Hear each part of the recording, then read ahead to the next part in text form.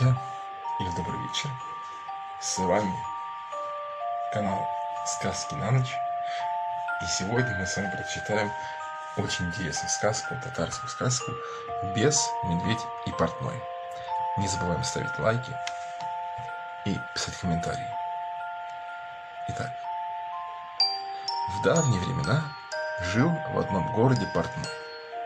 Придет к нему заказчик, принесет 2 аршина сукна и скажет: «Эй, портной, шей-ка мне хороший бешмет».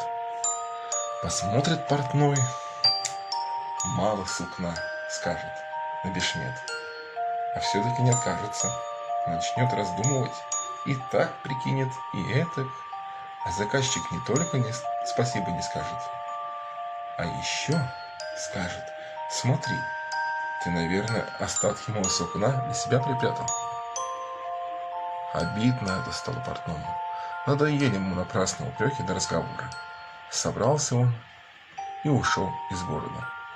«Пусть поищут себе другого такого портного», — говорит он. Идет он по дороге, а навстречу ему ковыляет тощий маленький бесенок. «Здравствуй, почтенный портной», — говорит бесенок. «Куда это ты идешь?» «Да, иду, куда глаза глядят. Надоело мне в городе жить.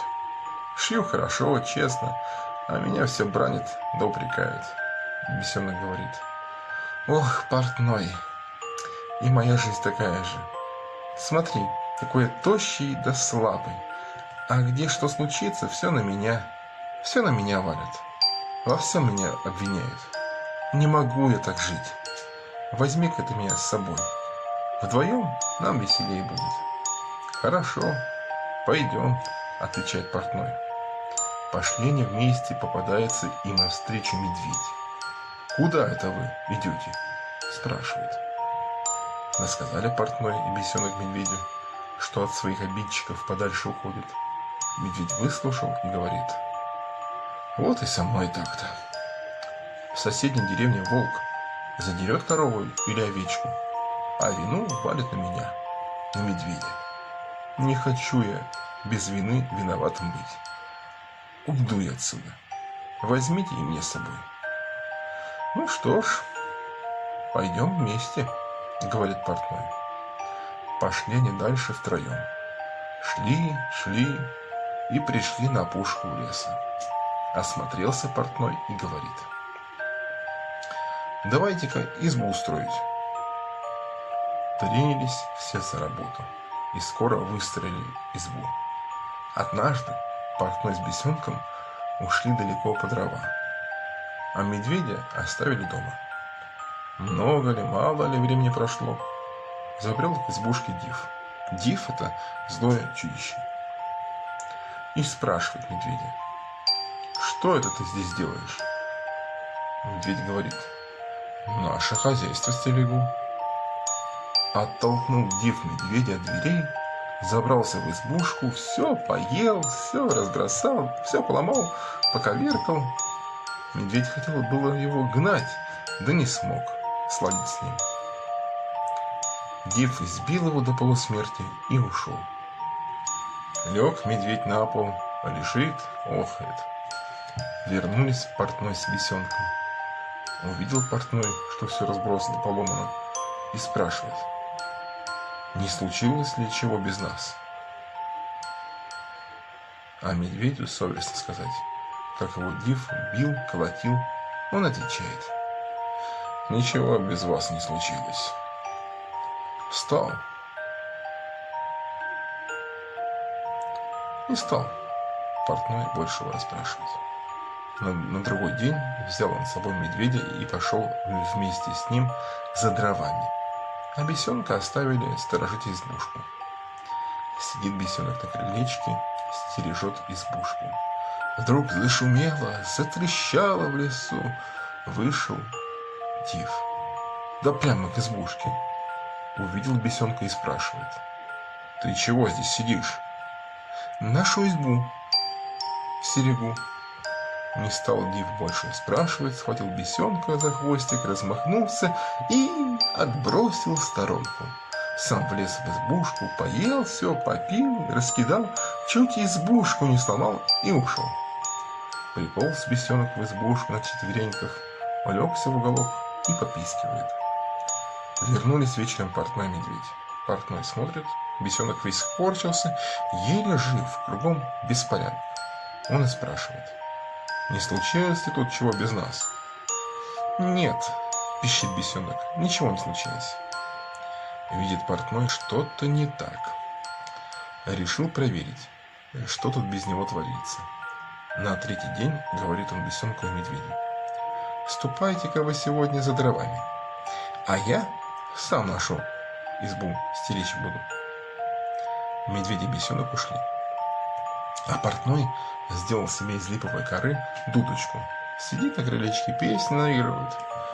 Вышел из леса див, нашел к избушке и спрашивает портного: «Что ты тут делаешь?» «Да, песни наигрываю», — отвечает портной, а сам думает: «Так вот кто к нам в избу наведывается». Див говорит: «Я тоже хочу играть. Сделай мне такую дудочку». «Сделал бы я тебе дудочку, да вот только липовой коры у меня нет». «А где же ее взять?» «Ступай за мной». Взял портной топор и повел дива в лес. Выбрал он липу, какая потолще, надрубил ее вдоль и говорит диву: «Держи крепче». Как только сунул див лапы в щель, портной вытащил топор, лапы и защемило крепко-накрепко. «Ну, — говорит портной, — отвечай, не ты ли нам в избушку приходил? Все съедал да выпивал, все ломал да портил. Ты еще моих медведя и бесенку избил». Див говорит: «Нет, не я». Так ты еще и врешь?» Принялся тут портной бить дива прутом. Стал див его упрашивать: «Не бей меня, портной, отпусти на волю». Прибежали на крик медведь и бесенок, увидели, что портной дива бьет, и сами туда же. Закричал тут див не своим голосом: «Смилуйтесь, отпустите меня, никогда больше к вашей избушке и близко не подойду». Вбил тогда портной в липу клин, див и вытащил из щели свои лапы. Да, бегом в лес, только его и видели. Вернулись медведь, бесенок и портной в избушку. Вот бесенок и медведь давай перед портным хвастаться: «Это нас див испугался, это он от нас в лес убежал, тебе одному с ним не справиться бы». Портной с ними спорить не стал, выждал время, выглянул в окошко и говорит: «Ого, идет к нашей избе див! Да не один идет, еще сотни дивов с собой везет». Бесенок и медведь так испугались, что тут же выскочили из избушки и убежали неизвестно куда. Остался портной в избушке один.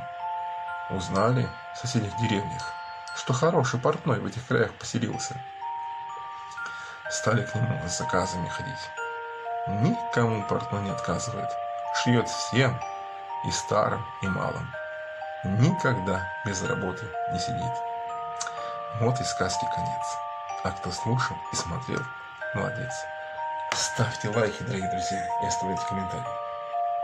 Делитесь видео. А с вами был блог «Сказки на ночь». Всем